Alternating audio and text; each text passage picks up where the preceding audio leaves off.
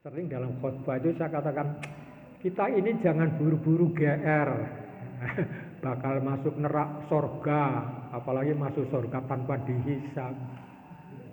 Aduh, karena kondisi umat sekarang ini dan ulamanya tidak mendukung untuk itu. Justru yang terjadi ya ini mendukung pendapat-pendapat atau taklid-taklid yang dibuat berdasarkan hawa nafsu. Ya, itu yang disebut istihsan, tapi berdasarkan hawa nafsu. Man istahsana faqad syara'a, itu kata Imam Syafi'i. Barang siapa yang beristihad dengan istihsan, menganggap sesuatu baik di luar dasar hukum, berarti dia membuat syariat. Barang siapa membuat syariat berarti dia melakukan bid'ah yang sesat. Itu. Nah, orang-orang yang seperti ini adalah orang-orang yang memberikan fatwa untuk nggak usah bayar zakat misalnya. Haulai min jinsi mani'iz zakat. Nah, istihad seperti ini termasuk jenis istihad dari orang-orang yang mengatakan tidak perlu bayar zakat. Nah, hanya pada bab bayar zakat. Alladzi taqaddama fihil wa'id. Ya, jadi yang sudah disampaikan sebelumnya tentang ancaman ya. Wa'id itu janji tapi janji ancaman ya. Ya, kalau wa'dun janji pahala ya, tapi kalau wa'id ya, janji tapi janji ancaman ya. Wa min jinsi 'abdid dinar, dan termasuk jenis hamba dinar, artinya orang yang mementingkan duit gitulah. Wa dirham, hamba dinar dan dirham. Wal qatifah, ini sejenis pakaian ya, bludru. Wal khamisah, ya orang yang menyenangi wool ya. Khamisah, wool yang berwarna hitam. Nah, ini orang-orang yang biasanya enggak memperhatikan hukum ya, hanya mengikuti pendapat-pendapat orang.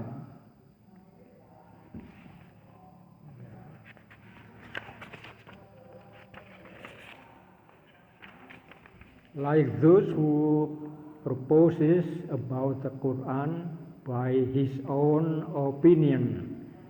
If he is correct, verily he is wrong. And if he is wrong, he will be led to gain his place in hellfire. They are of those who deny to pay zakat, whose threat has been informed before, like the humble of dinar, dirham, qatifah, silken dress, and khamisah, black wool. Ya. Fa inna dzalika lima ahabbal mala. Sesungguhnya kasus yang seperti itu adalah termasuk dari perbuatan yang lebih mencintai dunia, harta. Lima ahabbal mala ya. Maknanya ini perbuatan ya, yang lebih mencintai harta ya. Mana'ahu min ibadatillah. Cinta harta itu bisa menghambat, mencegah ya, menghalangi seseorang untuk beribadah kepada Allah ya. Karena perhatiannya ketumpul pada hartanya, itu berarti beribadah kepada selain Allah. Ibadahlah dalam arti mahabbah ya, termasuk tauhid al-mahabbah yang sudah dibahas sebelumnya, yaitu mencintai selain Allah lebih ya, lebih cintanya dibandingkan kepada Allah. Wa ta'atihi, jadi melarang dia untuk bertaat kepada Allah. Ini wawunya ataf pada min ibadati ya. Jadi cinta harta itu melarang dia beribadah kepada Allah dan mentaatinya. Wasara, dan jadilah orang yang seperti itu ibadan lahu, beribadah kepada benda-benda itu ya, yang dicintai. Wa kadzalika haula'i fayakunu fihim syirkun asghar. Dan begitulah ya, mereka-mereka itu menjadi di antara mereka fihim syirkun asghar. Ada syirik yang kecil ya, syirik mahabbah ya. Walahum minal wa'idi, dan mereka termasuk orang yang mendapat janji, tapi janji siksa ya. Wa'id itu janji tapi janji siksa. Bihasbi dzalika, sesuai dengan perbuatannya itu. Wa fil hadis, dan di dalam hadis, inna yasirur riya'i syirkun. Yasir itu yang sedikit. Sesungguhnya sedikit riya itu adalah syirik. Nah ini yang di dalam surat Al-Maun kan, orang sholat malah celaka. Fawailul lil musallin alladzina hum an sholatihim sahun alladzina hum yura'un. Artinya perbuatan syirik menjadikan sholatnya itu enggak diterima. Sholatnya sah tapi tidak terima. Fawailul lil musallin, celaka bagi orang-orang yang sholat. Mungkin secara fikih sah karena syarat rukunya sah. Secara hadis juga sah karena syarat rukunya dipenuhi. Tapi sholat yang tidak ada implikasi terhadap perhatian terhadap anak yatim, orang miskin, nah itulah yang dikatakan dalam surat itu, sholat seperti itu yang tidak ada dampak terhadap perhatian terhadap orang miskin dan anak yatim, itu sholatnya hanya riya saja.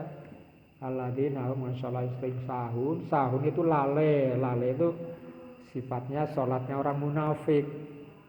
Dia sholat tapi enggak memahami tujuan sholat, ya, enggak dipahami tujuan sholat. Dan riya, riya itu syirik kecil. Nah, syirik kecil itu bisa menghancurkan sholat, sholatnya tidak diterima. Kalau fawailul lil musallin bukan hanya sholatnya saja, sholat hanya sebagai istilah statistiknya itu sampel gitu, diambil sampel sholat. Karena sholat itu ibadah yang utama. Nah, kalau sholatnya saja tidak sah, ibadah yang utama, berarti ibadah yang lain-lain tidak diterima. Itu loh cara penalarannya. Karena dasarnya ini riya, ya, riya. Bukan hanya sholat saja, itu semua amal yang disebut dilakukan karena riya, ya itu namanya terlibat syirik ya, syirik. Dan syirik itu menjadikan semua ibadahnya gugur, wail, tidak diterima. Ya sah sih sah, tapi nggak diterima, nggak ada amal, nggak ada pahalanya. Karena apa?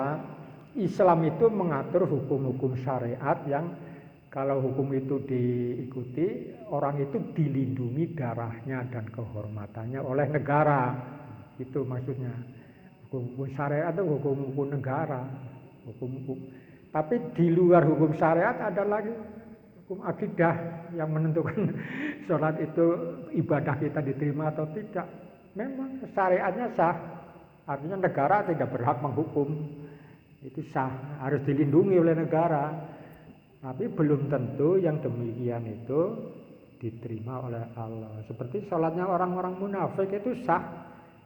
Dan karena orang munafik sholat, harta darah dia harus dilindungi oleh negara, nggak boleh dibunuh orang munafik. Tapi nanti di akhirat, ya itu tadi wailul lil musholin, masuk golongan situ. Sah ya sah secara syariat, tapi tidak diterima. Makanya kalau kita beribadah jangan hanya berkonsentrasi pada hukum-hukum fikih.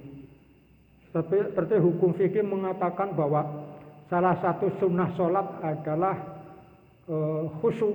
Nah, khusyuk bagian sunnah, artinya kalau nggak khusyuk juga nggak apa-apa, sah. Tapi khusyuk itu secara akidah merupakan syarat diterima atau tidaknya amalan gitu. Jangan mengejar sahnya, tapi kejarlah diterima atau tidak. Karena kalau sholat yang tidak khusyuk itu masuk wilayah munafik. Masuk wilayah munafik. Sah, syaratnya sah, tapi tidak diterima gitu. Jadi jangan sepelekan khusyuk ya. Kayak saudara-saudara kita yang sholat tarawih itu orang kayak notol lah. Takbir, sujud. Karena dia berpegang pada hukum fikih. Dia tidak berpikir ma'rifah. Itu hukum-hukum yang kayak gitu masuk wilayah ma'rifah, itu tinggi, pengetahuan tinggi ya. Wa in akhta'a falyatawa ma'ahu. Jangan wis ulai min jinsi mana zakat, mereka itu termasuk jenis orang yang melarang zakat, ladzi taqaddama fihil wa'id, yang sudah disebutkan akibatnya. Wa min jinsi abdi dinar, termasuk jenis hamba dinar, wa dirham. Udah tadi ya. Nah, udah ya. Wa inna dzalika lima ahabbal mala, karena yang demikian itu dia lebih mencintai harta, manangahu min ibadatillah wa ta'atihi wa syara'atan lahu. Ya, cinta harta itu menyebabkan dia bebah ya, manawarnya membuat dia malas lah beribadah kepada Allah, dan jadilah dia hamba dinar, hamba rupiah kalau di Indonesia. Maka ketika haulai fayakunu fihim syirkun asgharu. Yang seperti ini akan menjadikan dia terlibat dalam syirik kecil, ya, riya. Walahum minal wa'idi bihasbi dzalika. Mereka akan mendapat janji, tapi janji siksa ya. Wa'id itu janji siksa, akan mendapat siksa sesuai dengan perbuatannya. Wa fil hadis, dalam hadis ini udah tadi ya. Wa in yasira riya'i syirkun. Wa inna yasira riya'i syirkun. Sedikit riya adalah syirik. Ya. Syirik. Pada mabsutun indan nususi, ya, informasi ini terbentang ya, di nas-nas. Allati fiha itlaqul kufri, di mana dalam nas-nas itu disebutkan kemutlakan hukum kafir, wasyirki, dan syirik, ngala katsirim minad dunubi, ya. Karena banyaknya dosa-dosa, apalagi syirik riya, syirik kecil tapi diulang-ulang ya, akhirnya menjadi syirik besar itu.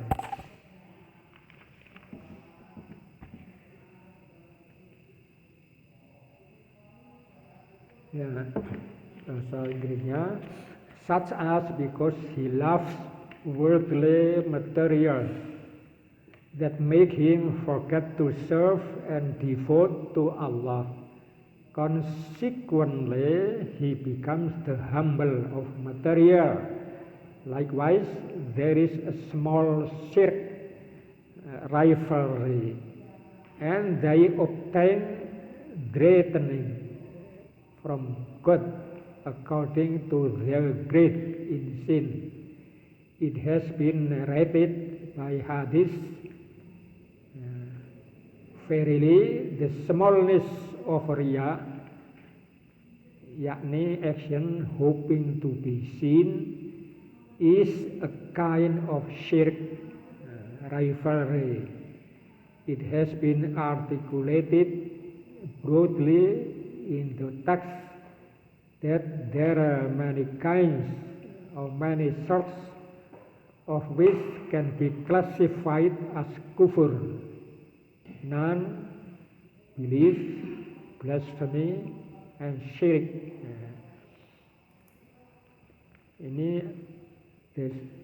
There is an explanation of kufur.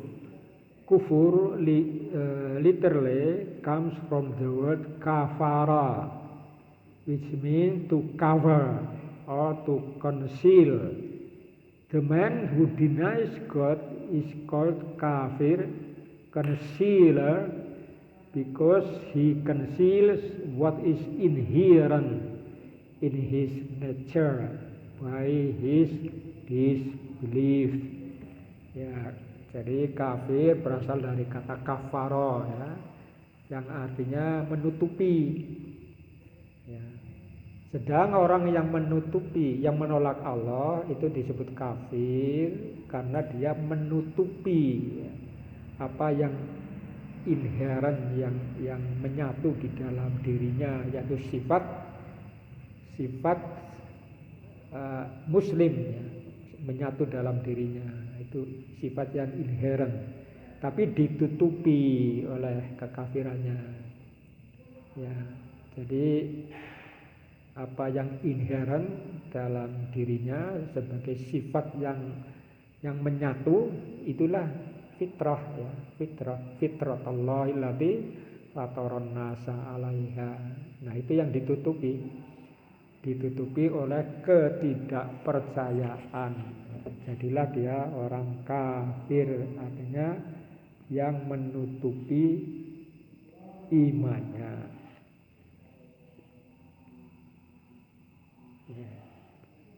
Lanjutannya, waqala Abu Ja'far bin Jarir, telah berkata Abu Ja'far bin Jarir fi makna qaulillahi ta'ala, dalam memaknai firman Allah Ta'ala, wa taj'aluna lahu andadan, mereka telah menjadikan untuk Allah itu tandingan-tandingan. Itu yang disebut syirik, ya. Yaitu wa taj'aluna liman khalaqa dzalika andadan, yaitu liman khalaqa, ya betul. Dan mereka menjadikan yang menciptakan itu, ya, tandingan. Wahum, dan mereka itu adalah al-akfaru,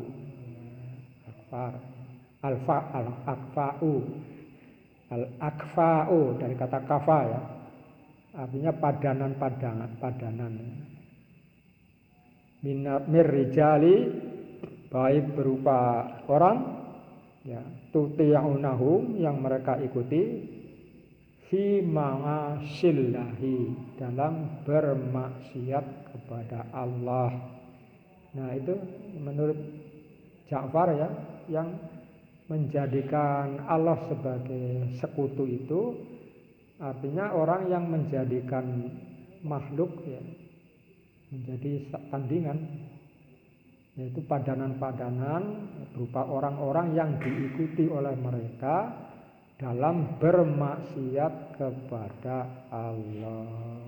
Nah, ini yang kita dalam hal ini agak berat, ya, karena kita dalam satu sistem yang tidak Islami 100%, ya. Ada hal-hal yang menyimpang, ya, menyimpang dari syariah.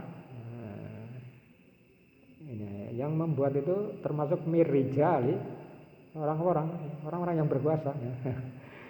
Tapi mereka harus diikuti, padahal yang mereka lakukan adalah maksiat. Ya, mudah-mudahan ini kita termasuk orang yang karena terpaksa kalau digambarkan di ayat sebelumnya seperti Najasyi. Raja Najasyi itu nggak bisa melaksanakan Islam secara kafah karena dipaksa oleh lingkungan itu. Staf-staf dia itu menolak, nggak mau masuk Islam itu. Jadi Raja Najasyi itu nggak bisa melaksanakan syariat walaupun dia raja. Raja, apalagi kalau rakyat ya. Rakyat nggak punya kuasa ya. Jadi orang-orang yang membuat padanan kepada selain Allah adalah orang-orang yang menjadikan ya sekelompok orang yang diikuti untuk bermaksiat kepada Allah. Ya, kita nggak bisa mengatakan na'udzubillah min dzalik udah masuk dalam sistem. Ya cuma ya kita harus sadar lah bahwa yang kita lakukan itu di luar kemampuan kita. Untuk saya katakan kama huwal waqi'u. Nah ini dikatakan seperti yang terjadi ya al-waqi'u yang terjadi min kasirin min ubadil kubur. Oh tapi ini ngambil permisalannya khusus ya akidah. Seperti yang terjadi pada kebanyakan orang yang menyembah kubur. Mereka menjadikan kuburan sebagai tandingan Allah dan mereka mengikuti mengikuti nasihat-nasihat ya yang sebenarnya itu maksiat ya, tapi diikuti gitu. Nah ini susah ya. Saya bacakan pertanyaannya. Abu Ja'far bin Jarir said in interpreting the word of Allah, wa taj'aluna lahu andadan, and you set up a rival in worship with him. Surah Fussilat. It means you set up rivals with the essence who creates the resemblance like mankind. You have obeyed them in disobedience to Allah. I said like those performed by worshippers of grave. Ya, itulah penjelasan.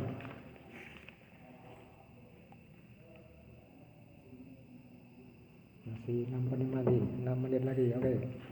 Qala dia berkata wa qauluhu dan firman Allah dalam surat 2:126 wa minan nasi mayyatakhidhu min dunillahi andadan yuhibbunahum ka hubbillah. Ya, firman Allah dalam surat Al-Baqarah ya 125. Sebagian manusia ada yang menjadikan tandingan-tandingan selain Allah. Ya, mereka mencintai maksudnya mencintai tandingan-tandingan Allah sebagaimana mencintai Allah. Nah, inilah sedang mencintai setara saja sudah dianggap membuat tandingan terhadap Allah. Qala al-Imad Ibnu Katsir rahimahullah, telah berkata Al-Imad Ibnu Katsir rahimahullah, yadhkurullahu halal musyrikin bihi. Allah telah menyebutkan keadaan orang-orang musyrik yang mensekutukan Allah dengannya fid dunya di dunia, wa ma'aluhum fid daril akhirah, dan tempatnya nanti di negeri akhirat. Haitsu ja'alullaha andadan, seperti menjadikan tandingan untuk Allah. Ai amsalan, yaitu misal, perumpamaan. Wa nadharaan, dan padanan. Ya budunahum ma'ahu, mereka menyembah padanannya itu beserta menyembah Allah. Wa yuhibbunahum kahubbihi, mereka mencintai padanan-padanan Allah itu sebagaimana mencintai Allah. Wa huwallahu la ilaha illa huwa, padahal dia itu Allah, tidak ada Tuhan selain dia. Wala didda lahu, tidak ada lawan, tidak ada tandingan bagi dia. Wala nidda lahu, ya, tidak ada sekutu, ya, tidak ada padanan. Didda itu lawan, nidda itu padanan. Wala syarika ma'ahu, tidak ada sekutu bersamanya. Wa fis sahihain an Abdullah bin Mas'ud radhiyallahu anhu qala, dan di dalam dua hadis sahih dari Abdullah bin Mas'ud radhiyallahu anhu, dia berkata, qultu, saya katakan, ya Rasulullah, wahai Rasulullah, ayyud dzanbi a'dhamu, dosa yang mana? Ayyud dzanbi, dosa yang mana yang paling besar? Qala, Nabi menjawab, antaj'ala lillahi niddan, yaitu kamu menjadikan tandingan untuk Allah. Ya, ini maf'ulnya langsung antaj'ala niddan, lillah itu sisipan. Jadi menerjemahkannya, kamu jadikan tandingan untuk Allah. Wa huwa khalaqaka, padahal dia yang menciptakan kamu. Nah, itulah syirik yang paling besar.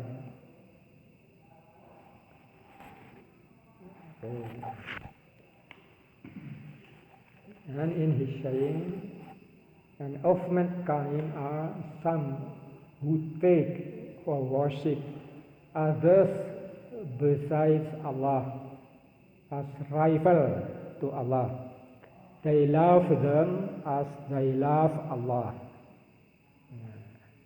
Ibnu Katsir said, Allah mentions the condition of those who take rivals to Allah in this world, the place wherein they will return in the hereafter. As a result of taking rival to God, it means that they have similarity, resemblance, and rival. Worship them besides Allah, and love them like they love Allah.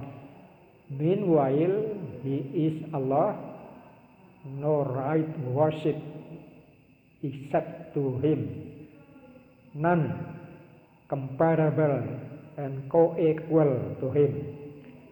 It is narrated in Sahih Bukhari and Muslim from Ibnu Mas'ud. He said, O Messenger of Allah, which sin is the greatest?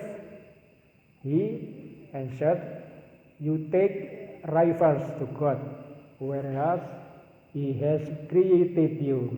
Ya, itulah saya kira sampai sini ya dulu.